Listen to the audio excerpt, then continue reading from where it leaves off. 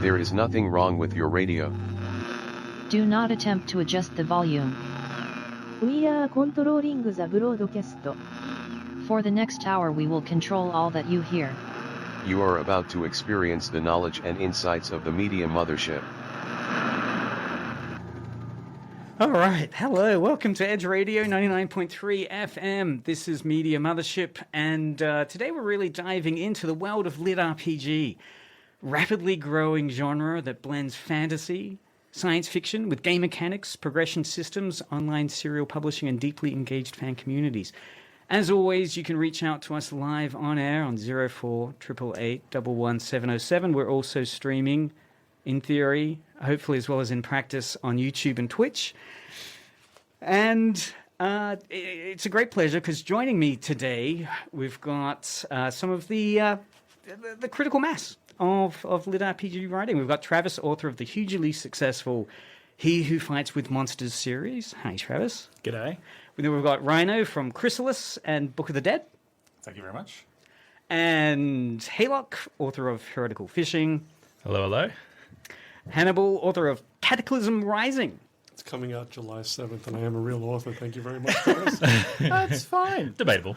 I'm sure it'll go great. I mean, you will be July 8th. And Tev, who's working on a number of adaptations, as well as their own work that you've done and published in the past, and the adaptations you're working on at the moment. I don't know how many you can announce.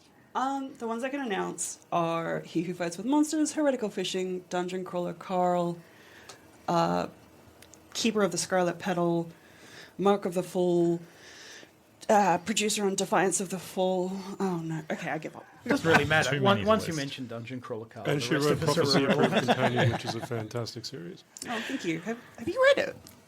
Yes. Yeah, super convincing guy. So we're experimenting a bit with headphone settings here. Of course, Edge Radio, local community, Hobart-based. We're broadcasting out of Nipaluna, Hobart, Tasmania, in the Edge Radio studio. And yeah, fingers crossed the technology is going to work for the remaining hour that we're deep diving into a broad discussion around, you know, how people can build careers in this space, the communities that are around it, and really the entirely new kind of publishing ecosphere that LitRPG is representing here. So let's start with a kind of all-in question. So feel free to, we won't go author by author. We'll just jump in and have a broad roundtable discussion.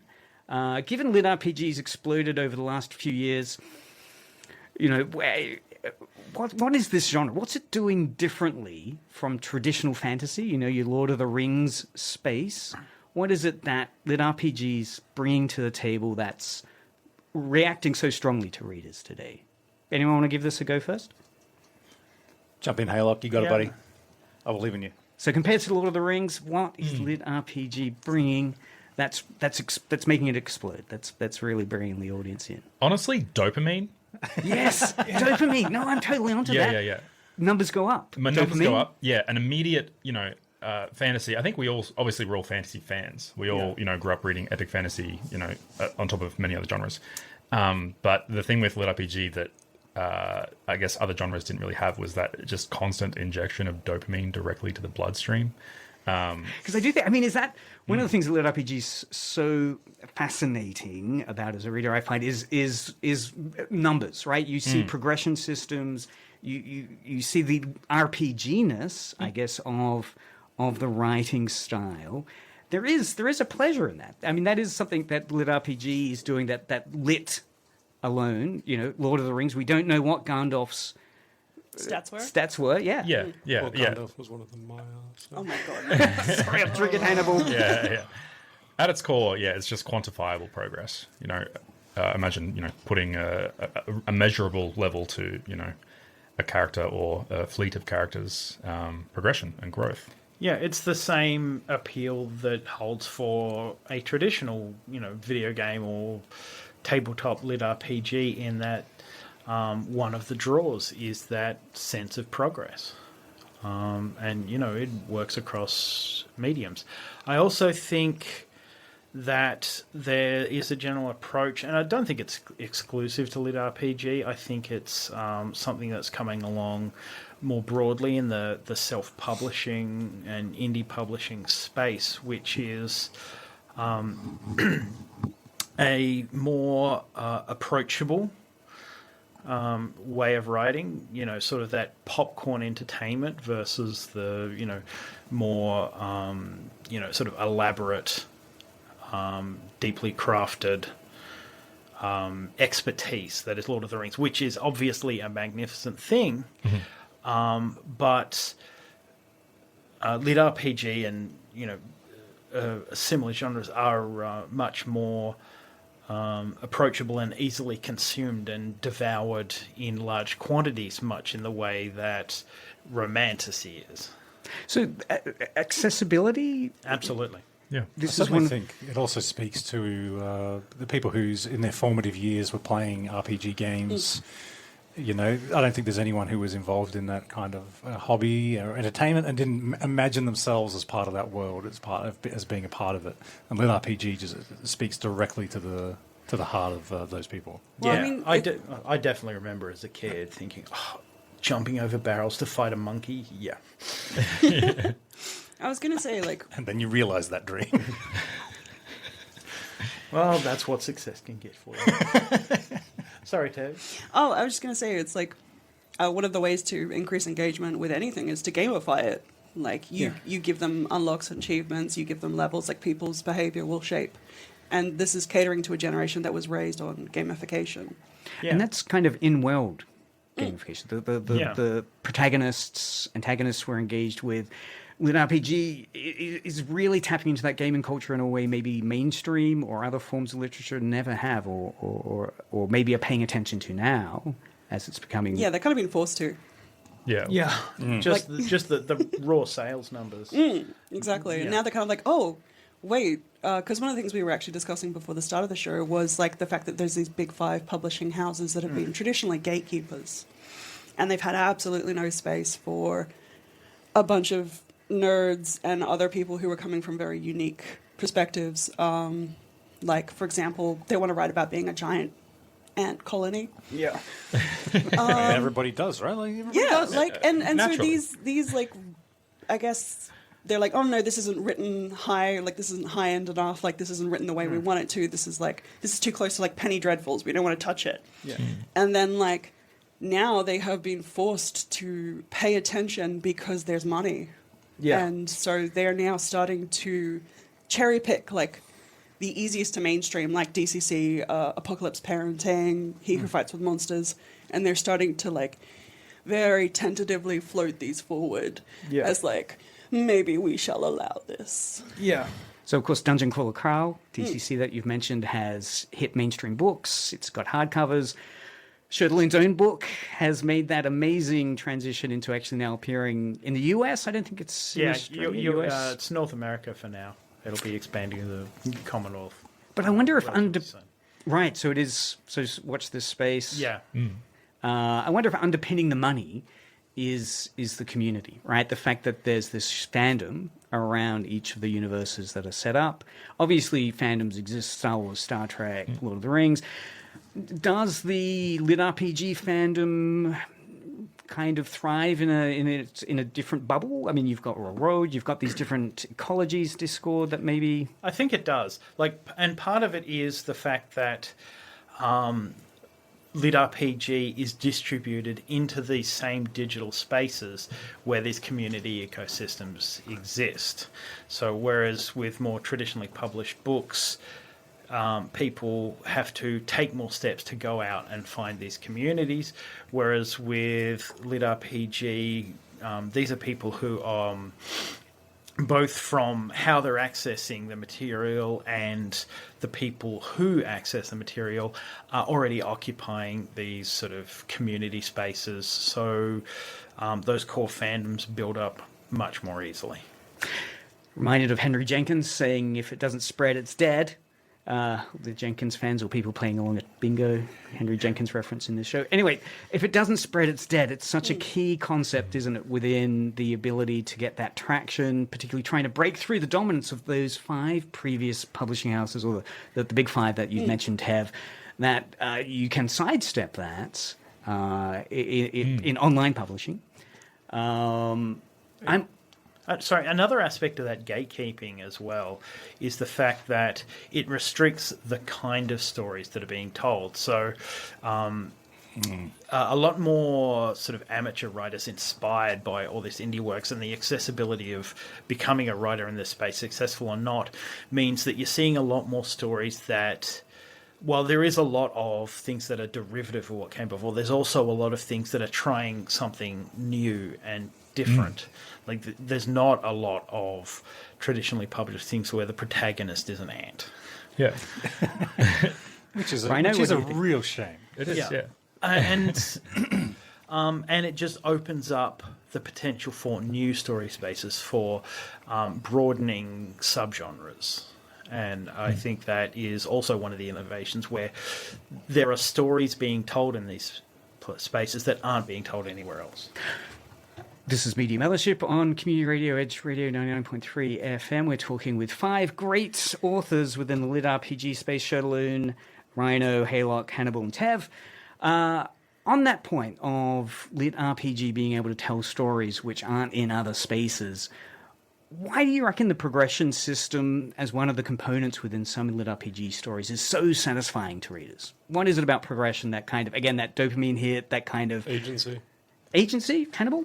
I think one of the biggest complaints that a lot of readers have about any lit RPG is that if a story doesn't have sufficient agency, it tends to alienate readers very quickly, because lit RPG readers tend to be very...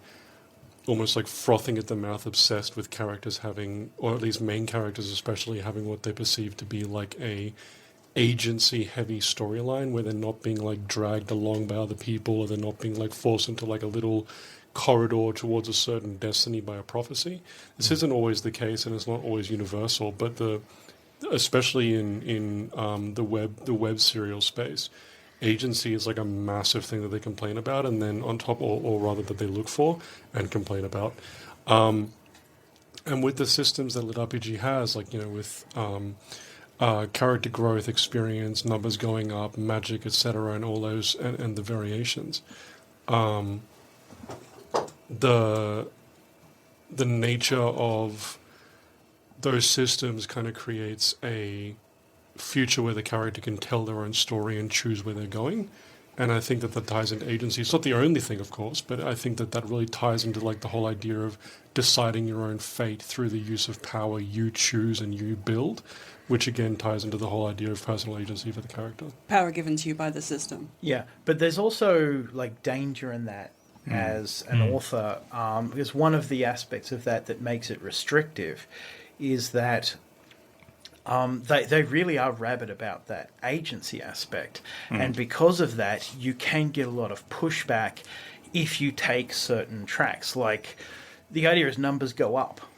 Like, the biggest pushback I've ever had against any aspect of my books is when I took away a power from the protagonist.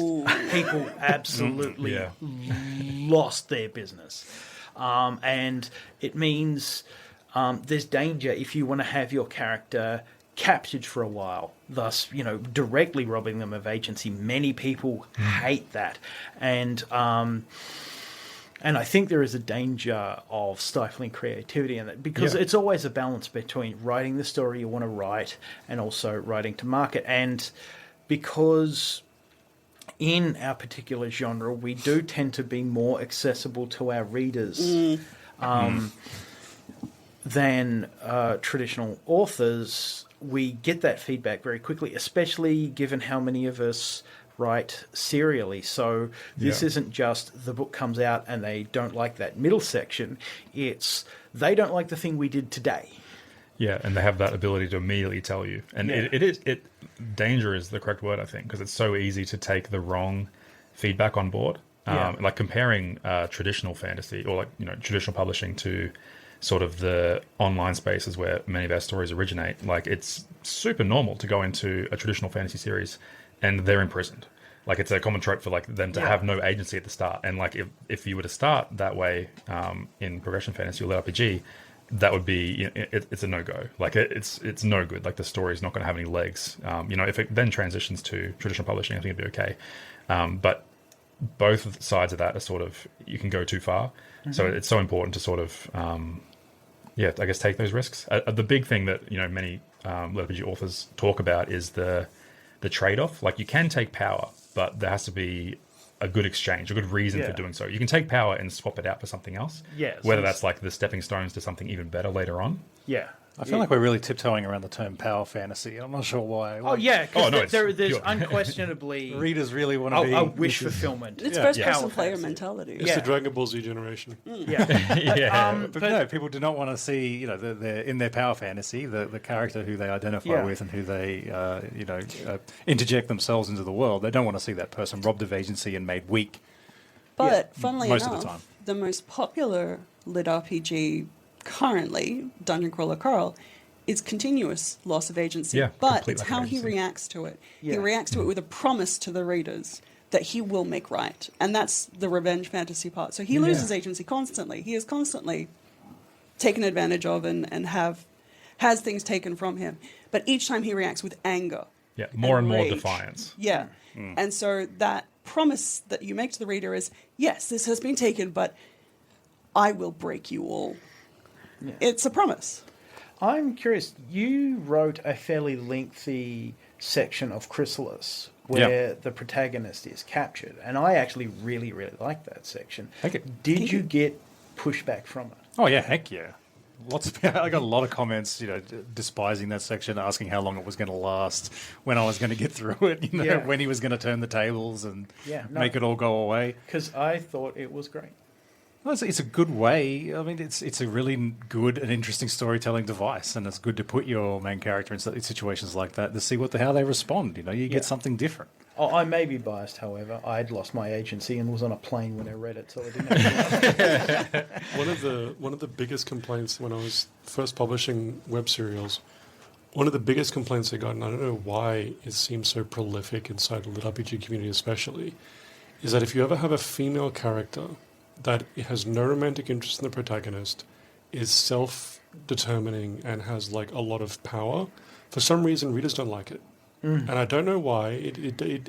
I think Travis has a joke about like readers wanting to kill my female character as my Groundhog Day. Yeah. But like it actually bewilders me that I could write like some macho mustache having like gigantic 8-pack muscle bound like Hercules and make him like completely disinterested in the main character and people won't really care. But if I write like a 6-foot-tall woman with, decent musculature who kicks his ass because she's teaching him something, people go ballistic.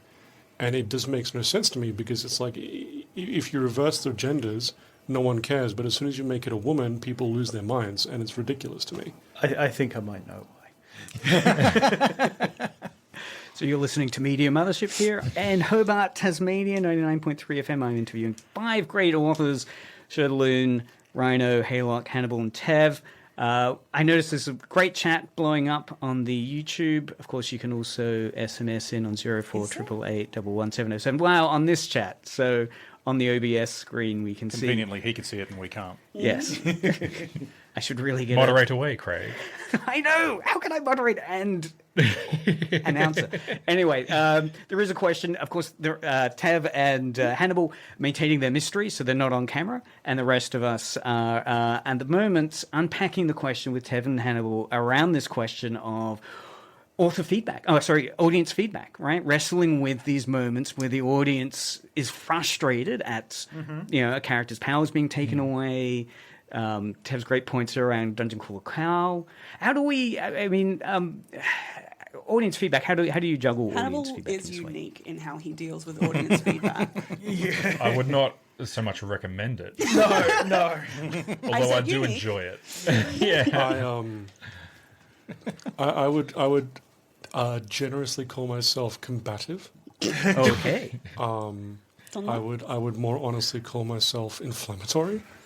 I am very much a product of my environment, and for those who know what my home state is, that shouldn't be a surprise. I'm not opposed to conflict, and if I see someone making a comment or a suggestion about, even if it's about fiction that is inherently, in my opinion, based in ignorance and or a sense of entitlement that has no place being in good social company, I tend to be very direct about my displeasure about those things. Sorry, pause for a second. Travis, you posted the wrong link. I did. Oh, which one? The YouTube or I posted the link that Craig gave me. I know. You gave him a Dr. link Craig to Norris, July PhD. That 2025 is show, shocking. apparently. You can find it on YouTube if you search Media Mothership. Yeah, because it says you. Yeah. Oh, hang on. Let's see what happens when I follow I'm that. seeing a mention of Clive's wife. Also, hey Stella. I just wanted to say I got vetoed on my adaptation of He Who Fights with Monster because I wanted to have a throuple with Jason, Clive, and Clive's wife, and I got told I was not allowed to do that. So I think we should protest. Yes, that's my thoughts. We'll mobilize the troops behind that. All right, I wanted the throuple to include Can you give me the Onslow. correct link, please? I can. On this question, though, of dealing with feedback as well as Tev's frustration, what does the traditional publishing industry, or people that you're trying to explain what you're doing, misunderstand? What's the biggest misunderstanding about LitRPG? What's not being understood or being confused? Well, the first question is always like, oh, so like a choose your own adventure book. Yes. Oh my god. Which Every is like, time. I think I might just start creating like little cards to be Yeah. like, no, it's actually this. Well, I think the easiest comparison to counter that is comparing it to a Let's Play, where the game's happening, but the observer doesn't have the Any ability agency. to interfere. Yeah. Yeah. At its core, it's still, a story. There's still narrative and plot. It just happens to, a lot of the time, sort of coincide with the story and plot that would happen inside of a video game. Well, a good lit RPG, is more lit than RPG. There has to be a good story to be told, and there has to be good, interesting and inviting characters. Well, it's like Ready Player One okay. meets. Sorry, I think Dungeons and someone Dragons. completely different has given me the correct link. I've given you another link. Is it correct? Professionals, by the way. Yeah. All right. Well, this is a question then that I love this question about. It has to be lit as well as the RPG. How do you stop the game mechanics overwhelming the kind of character and emotion development of a story? The mechanics have to serve the story and not the other way around. Like, if your system is not properly embedded in your world, if it's not properly assimilated into the story, then it feels very tacked on. It feels very surface level and uninteresting. The whole point of a lit RPG is to have these two mechanics, like the RPG mechanics, and the story that you're trying to tell intersect in a complete and interesting way. And if you don't achieve that, then the story is probably going to fall flat, or the system is going to fall flat, or both. So it's really important that they be properly thought through and embedded and interwoven. Using the system as a narrative device is usually a good way to do it as well. Like, you can use the system itself as almost like a living character in some cases.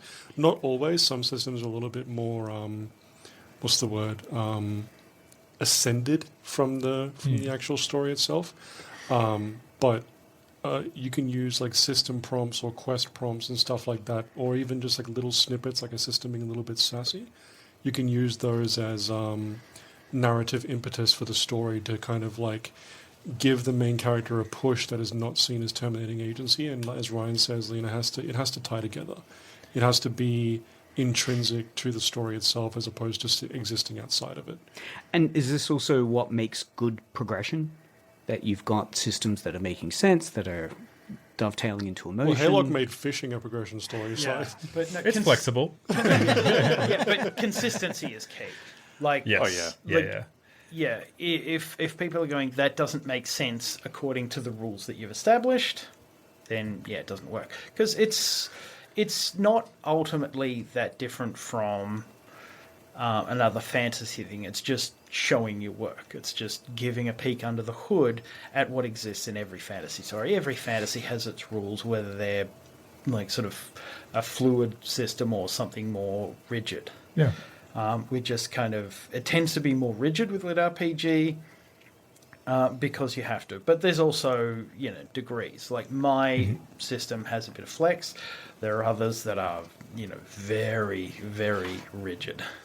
Yeah, it's super flexible, which ties back to your earlier point about people being able to sort of experiment coming from the indie side of things. Like, there's no tried and true formula. Like, there's always like little in-writing metas, like a certain story will go bang and like sort of get really big, and then there's a few little stories that come after that are like heavily inspired by it. But for the most part, like I can think of series that are sort of flexible like yours. There's some that are very rigid, if chaotic, like DCC. Yeah. There are other ones like yours is sort of, I think, flexible because it's like an in-world thing that exists. It's not like the hard and true ones tend to be the ones where everyone arrives, or maybe like the System Apocalypse style stories, where a system arrives and it's like, okay, here's the new rules for your existence, versus arriving in like a pre-established world that has these things and everyone knows how it works. Like you might not get directly spoken to by this system entity.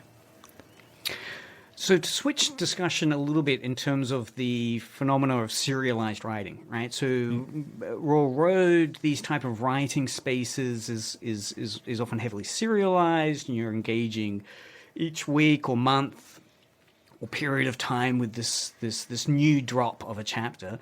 Does the lit RPG genre kind of reward quantity in a way that can sometimes threaten quality? Is it a kind of burnout? Yes, absolutely. What's that quality-quantity tension? When I started, I made a very conscious decision.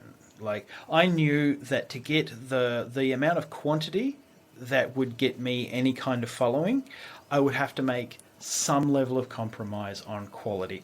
Now, I wanted to compromise as little as I conceivably could. So when I was working up to getting ready to release, I sat down for, 6 weeks or so and just wrote to see how much I could produce without burning out.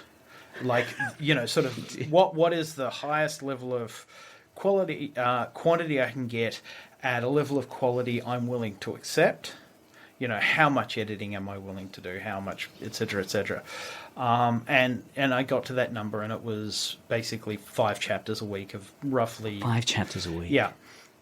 I was breathtakingly wrong. After about a year and a half of that, I was more or less deceased, and you just bailed for like 2 solid months. For just pure mental health recovery, and then slowed down. And I did all this, like, slowing down in consultation with my, audience, what I want from. But I was, after that time, lucky enough to be at a point where I had an established audience who were familiar enough with serialized fiction that they'd seen, great stories come and then just burn out and then stop forever. So they know very well that, if they're supportive and patient, they will get the story. So rather than frequency, although you do need a certain amount of frequency, consistency and communication have always been my watchwords. I want to make sure my readers always know when I'm stopping, why I'm stopping, how long I'm stopping for, when I come back. Every time a chapter's coming out, people know that they can go here at this time, and the chapter will be there waiting for them every time. Unless you're in a goddamn coma. It was one time. Okay, It was one time. time. Hey, I'd already told them I'd be on break. That break lasted for about 10 months longer than anticipated, but it was clear communication, even if it was from my assistant because I was in a coma. Yeah, I normally wouldn't do this, but this is actually a pretty good question. I was just reading the chat for giggles. Someone asked for Shirt and Haylock, but I think it also applies to Rhino. How do you deal with either characters or plots which don't mesh with everyone or are compared to other people's works? Attempting to please everybody is an absolute fool's errand. Yeah, you have to write the story you want to write. Like, yes, you can take on feedback and write to market, but you also have to moderate that with writing the story you want to write. I think the fastest path to burnout, certainly for me, would be trying to write something to please everyone else and not please myself. Yes, I think, and Tev's giving me the stare because she does a lot of adaptation work. So I do. Oh, I remembered some more I wrote, which was Yes. Path of Ascension, Legend of Randidley, Ghost Hound, Gleam. That was your Yes, favourite. yes, I know you all work no sleep. I actually have a story about this, like something that was very relevant. Like I, in Book of the Dead, I posted a chapter onto Patreon where there was like a sort of a heel turn from a character, and in my head it had always been going to happen. And when I posted it, the reaction from the readers was quite negative, and they were just like, "This feels like it's coming from nowhere. This doesn't feel like it's true to the character." And I read it. And that's the kind of thing I took that on. I had another look at that chapter, and I read it, and I said, you guys are actually completely correct. I haven't signposted this correctly. I haven't written it the right way, building up to this moment. It doesn't fit. It doesn't seem to work. I'll rewrite this and go in a different direction. Well, that's So sometimes they are right. It's definitely a skill. yeah, but that's another danger of serialized fiction. Like so many authors in the lit RPG space are pantsers, people who just really kind of making it up as they go guilty. along. And Pantsers. And once it's out there in the world, it's a lot hard. You can go back and change things, but it's tricky once it's out there and the core audience has already read it. And it makes, like, foreshadowing is so important, I think. And for that, you need at least some degree of planning. Yeah. Joke's on you, I just foreshadowed by accident. Well, some of the foreshadowing itself can be the thing that really upsets the reader. Like an example would be in book 3 of Hercule Fishing. There's like a whole Rocky arc of just becoming. He's a crab that just becomes even more and more disgruntled. As in when we're talking about a character named Rocky. A character named Rocky, yes. The one that likes getting kicked. Like thrown. Oh, sorry. More thrown yeeted. over the horizon, yeeted over the horizon. Yeah, but there's the foreshadowing was him just being a dickhead, like just more and more just becoming the worst embodiment of a character. And that was a thing where I had to keep being like, just like, please trust me, guys. Because like releasing it, 3 Trust the chapters a week, process. I'm getting all this feedback, like people like sort of threatening to stop reading. Like, if you keep doing this, I'm not going to follow along. And they just had to keep like, please trust me on this one. And then obviously the arc concludes, and all of a sudden it's like, oh, that was the best. Like, that's my favorite. That was my favorite character arc. Yeah. So it definitely gets difficult, sort of fighting that feedback sometimes. Yeah, sometimes you have to trust the story you're setting out to tell. Yeah, that's. I mean, I had And that's not unique to lit RPG. No, it's just that I they have just- something where they can look under the hood. Yeah, I think lit RPG, because it's often serialized, and the other thing I think, and the community access, it does mean there are risk factors in that. Like it is so easy to get caught up in feedback that you shouldn't be listening to, and I think that is a skill. Yeah. Part of listening to, like, recognizing what feedback is something that you can use to fuel growth, and what you need to sort of take a stand against. For sure. Like, if we listen to all feedback, Sergeant Snips, the animal companion, would have been the main character's love interest. Yeah. Well, talking Still about happen. growth, I had some really questionable comments early on in Chrysalis when he meets the Queen. Oh, I was Yeah. like, that's his mum, That is dude. mum. That's his mum. and what happened? Oh, please.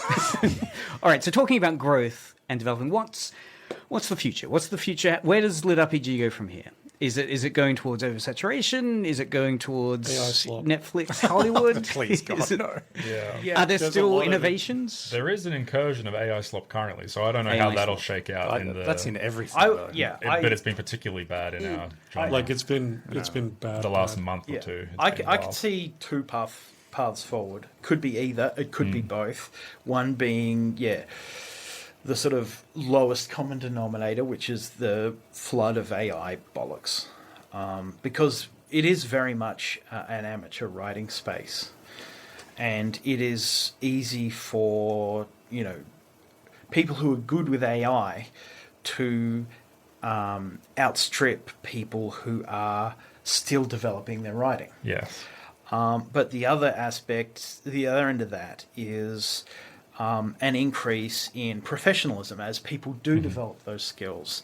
And because one of the great things about the lit RPG author community is it is very communal. It's very much a rising tide lifts all ships. Yeah. It's not a gatekeepy space. Yeah. And we do make each other better. And whether that's as writers or as people who are attempting to become professionals in the career of writing. I have been struck by how nurturing the space is in terms of there are plenty of mistakes new writers can make. Yeah. It seems there's a lot of people willing to help or talk about Yeah, that. definitely helping. And all my friends like to mock me about not having a book published yet. Sometimes that is helping. Yeah. That's motivation. So if you're sitting on like 5 manuscripts and none are out, I think that's 7, technically. I'm not helping myself. And we are we're seeing both. We're seeing that AA slump, but we're also seeing traditional publishers take notice of Not just LitRPG that. and bring it into the Traditional authors. So, for example, Ilona Andrews has now done an isekai. Which name drops like Truck-kun and all the rest of that. Like LitRPG and isekai have like a very strong history. Django Wexler has a story on Royal Road. Yeah, and so like you're seeing big players, and I could speak a little bit about like what production houses and studios are doing, which is they're starting to pay attention. I mean, Brando Sando's talking about LitRPG now. Yeah, there we go. See, like you're starting to get, which will potentially recreate the initial issue of like the old guard and gatekeeping and all the rest of that. For and sure. Because like the thing is as well is there is a, sorry, I'm trying to think of how to put this. When someone like me comes in who is a screenwriter and a producer, there is a lot of pressure to kind of smooth away the edges of the works that we're adapting and to make it more mainstream, more palatable. And so, unfortunately, I think that there is the potential to lose what makes it great when you're working on an adaptation, and a potential to like try and massage it gently into mainstream. Because some of the jank is where some of the greatness comes from. But on the other hand, sometimes it's actually really good to get to work with an author and have them be like, oh, damn. Because like a lot of LitRPG authors do not get developmental edits. Like they do not get someone to sit down and actually talk them through the book. It's just like first draft, let's go. Got to post that chapter and move on, baby. Yeah, and so like, you know, they don't get like traditional novelists will have an editor that will sit down and be like, so do you really think this works for the character? Like all that stuff, and they just don't get it. Mm-hmm. And so I think that like potentially we could have stuff coming out that still has that like dopamine hit, but has had like actually someone to sit down and talk with the author and be like, hey, how about we don't open with 10 million system screens at once, please? No, I don't think there's any one of us who Hey, it change worked those out things. pretty well, thank you very much. Well, Please, I was it's a watching visual medium. No, I do think that the thing that would elevate the LitRPG as a genre would be a massive influx of developmental editing. Mm-hmm. I think that is the thing that would really elevate the genre to be able to spread much more into the mainstream. Because a lot of the stuff in the genre plays very directly to a core LitRPG audience, but is quite alienating to anyone outside of that. Yeah. I think, if developmental editing becomes much more prevalent, then we're going to see a lot more moving into the mainstream. Do you feel like this is kind of like a tale of multiple audiences? Like most of us managed to, well, all of us actually, managed to forge a career by essentially throwing hundreds of hours, thousands of hours of work onto the internet for free. Yeah. And basically setting our time on fire. But somehow it paid off. It might a miracle. And that audience is kind of always going to be there. Yeah. And then there's the broader mainstream audience beyond that. And, you know, Travis, you've had the most breakthrough out of any of us here. You know, Haylock, you're doing really well. You know, getting through to that broader audience who's on Amazon, who's on Kindle Unlimited, and, you know, reading books in the beyond.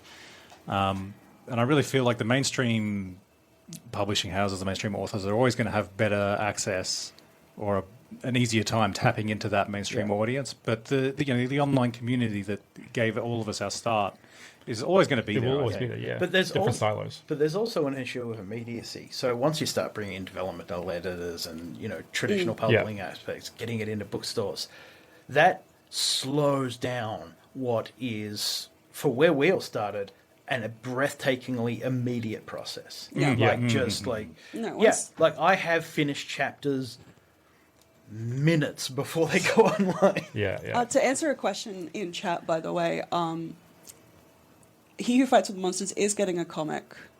That's what I'm writing.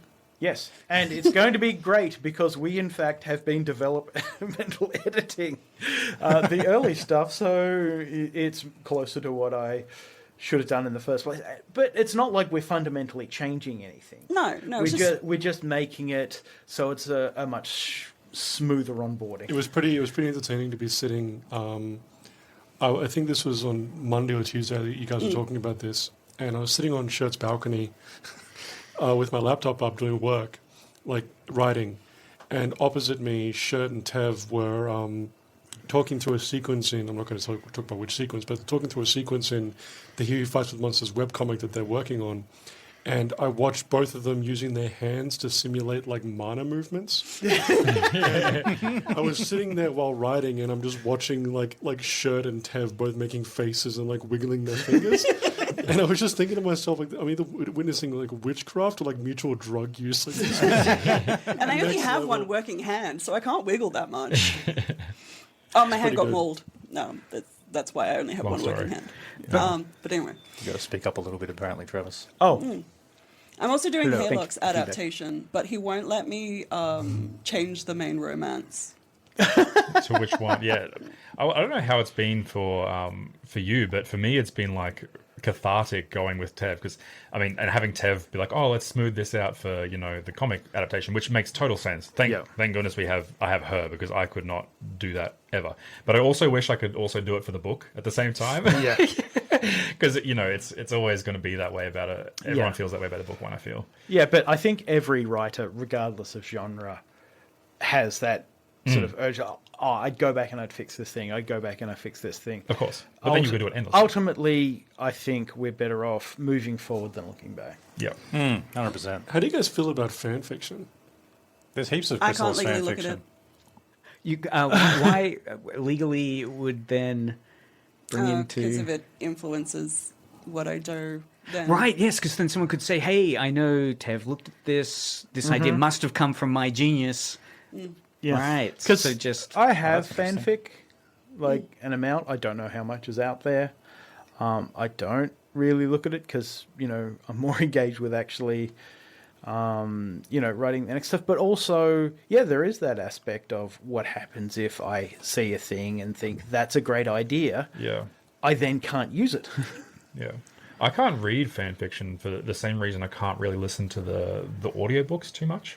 Not that I haven't tried, because Heath is an amazing narrator, but it makes me feel a little too squishy inside. It's just like it's a sense of like uncomfortability, like giving voice to the character. And I felt the same about fan fiction, like to have someone else writing sort of in the universe, and it just is a bit overwhelming. Yeah, I tend not to read it, but anytime anyone asks me if they can, like I've had a bunch of people approach me and say, hey, can I do a story set in the Chrysalis universe?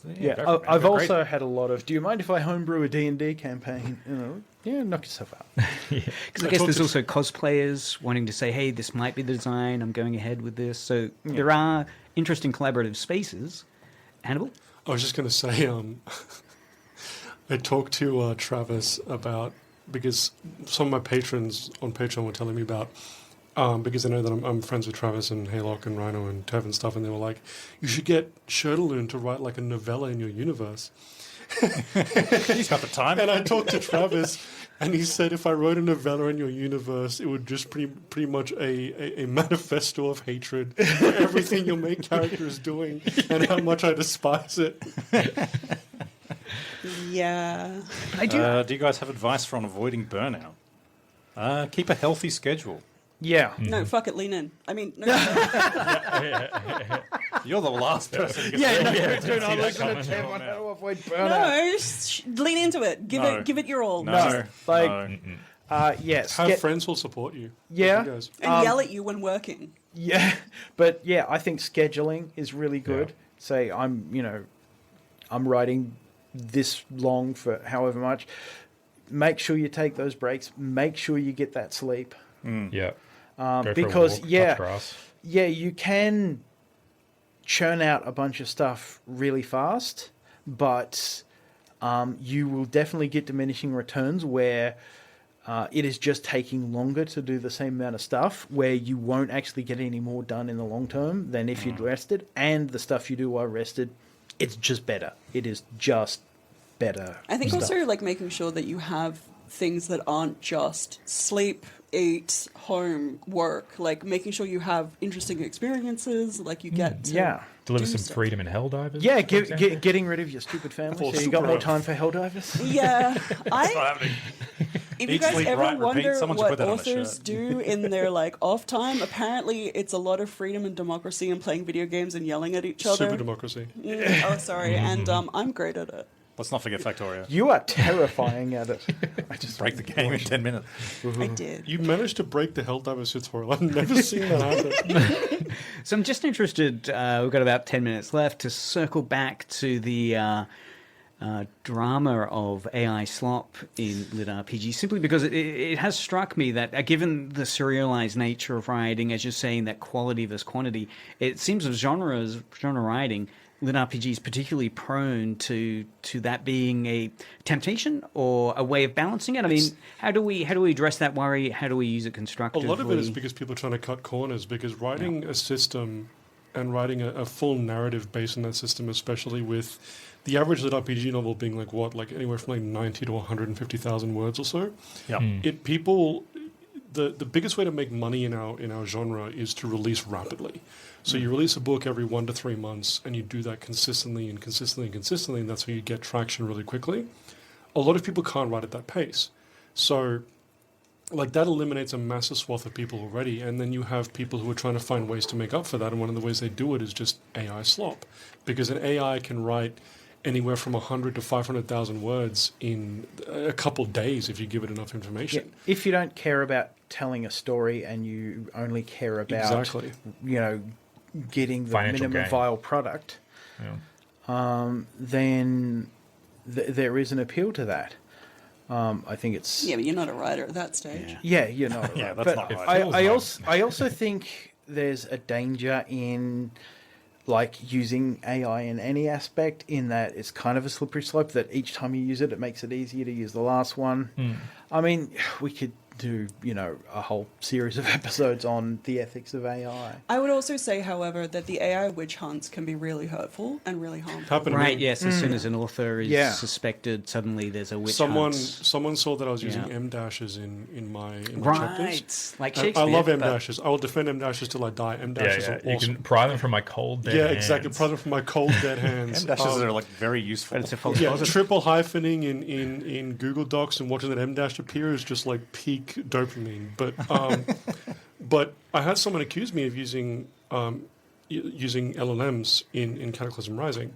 So out of pure rage, I recorded myself writing a 3,500 word chapter in an hour, an hour and a half, and then I recorded the entire process from start to finish on the entire chapter, put it on YouTube, and then I linked it in the next chapter I put up live, Yeah.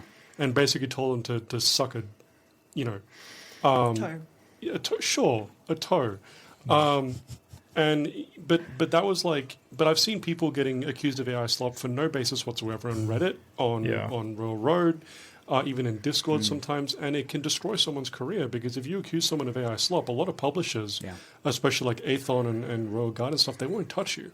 Yeah. They won't even look at you. If you're running with AI, they will throw you away. So the lesson is rage and spite can be very powerful motivators. That's Listen. always been true. Yeah. I wrote Temporary. I wrote like 267,000 words in 30 days out of rage and spite, my brother. I am on that train. But yeah, I would just say, like, if you feel the urge to be like, clearly AI, don't. Yeah. Don't do it, because like I yeah. spent 2 years working on a series, and the first thing they're like, oh, this is clearly AI, and it's like, no, it's a bunch of demented people working incredibly hard that have put it out there for you to dismiss it as content that has been stolen.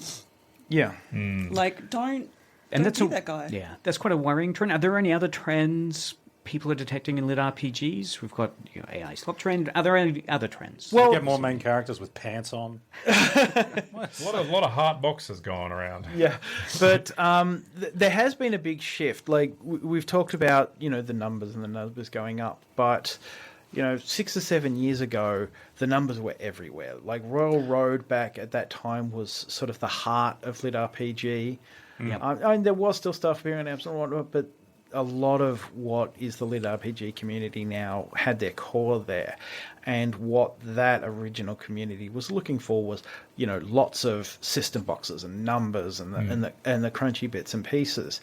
And nowadays people want more streamlined stories, so the system boxes are there, but they're not interrupting the experience. So like my whole book series has been running across all of that time, and it's sort of a microcosm of that process. Like my early books are very, system box intensive, number crunchy. So when we're adapting the webtoon, we need to work around that quite a lot.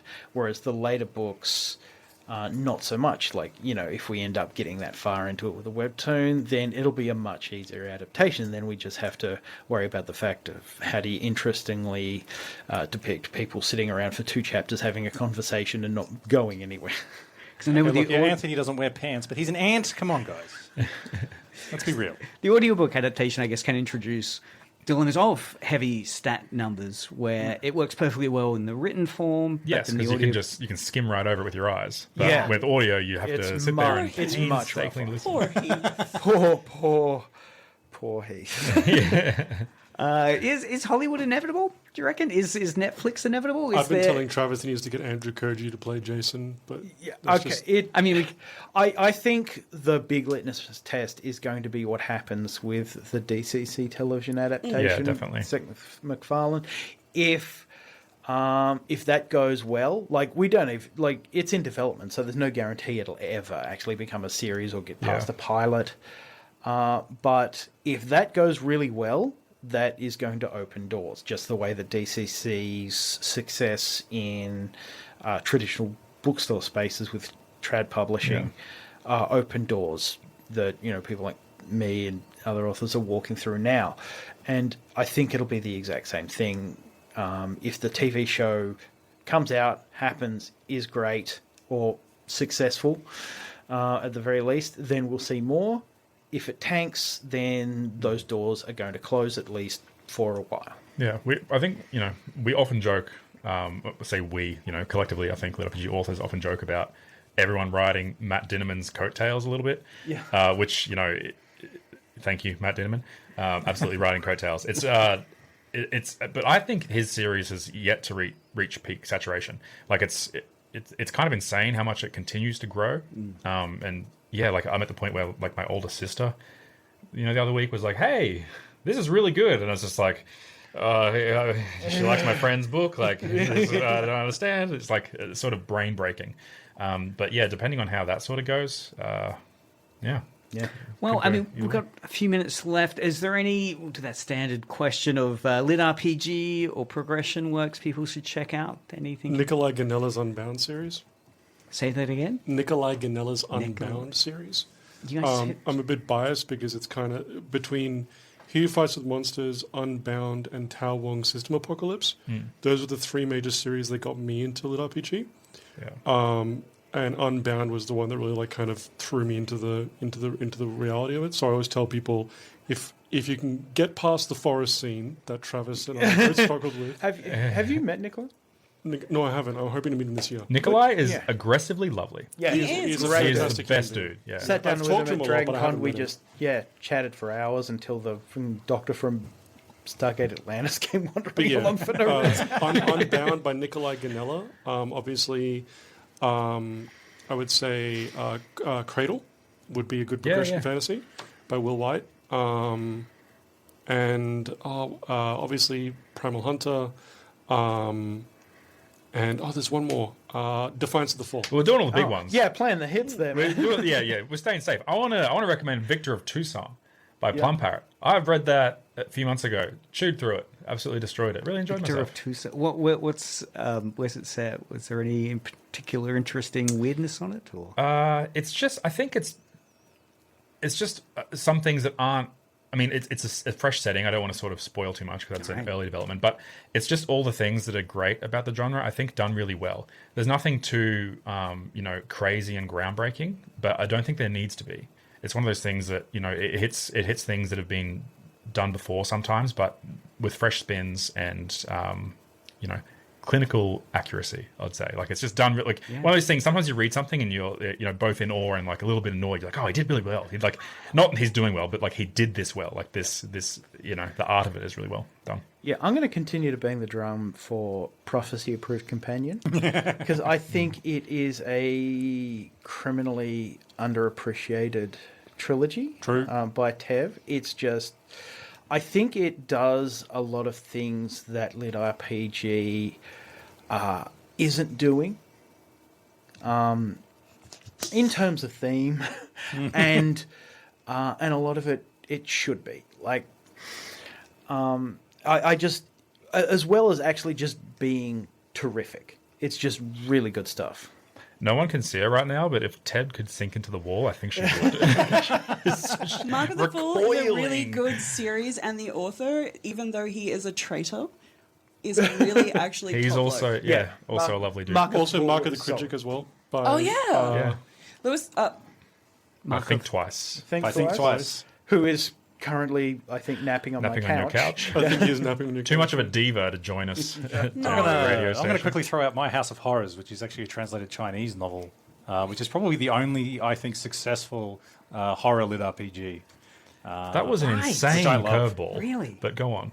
I think it's a great series, and I think we should see more sort of lit RPG / horror hybrids. Yeah, because we didn't really talk about the fact that LitRPG is less a genre and more a template that can be applied to other genres. Yeah, to different genres. It's usually fantasy, but there's a decent amount of science fiction out there, and it can be applied in other ways. And one day someone will stop being a coward and we'll have a romance lit RPG. I would love to have see one. There has romance. There are A well-written romance lit RPG. You just Tevagah. Oh, hang on.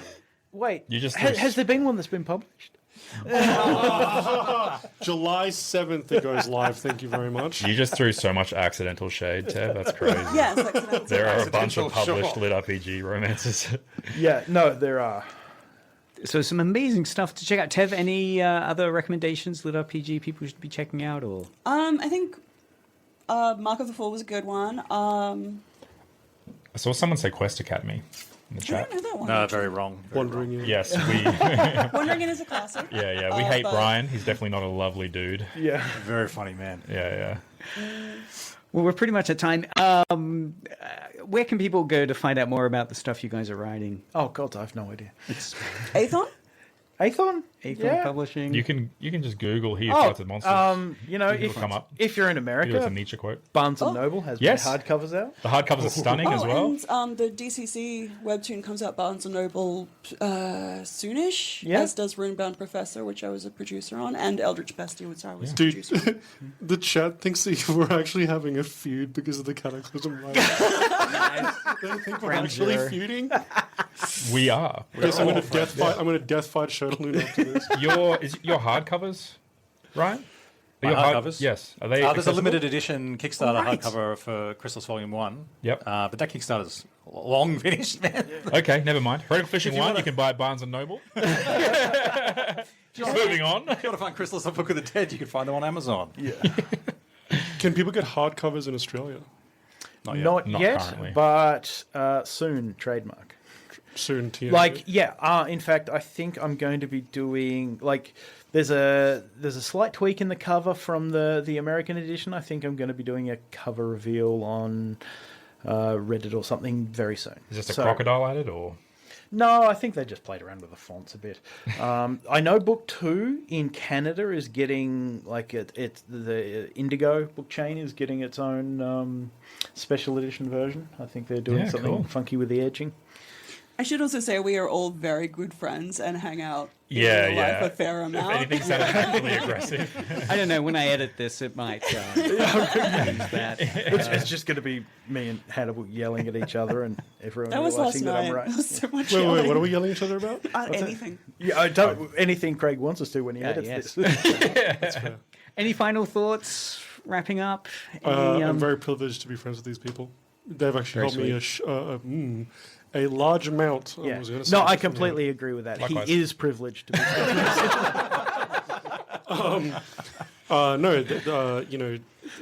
Encouragement is a big deal, and in this genre, I think Tev said it once herself, I think 2 years ago at PAX, and very, very appropriately, a rising tide raises all ships.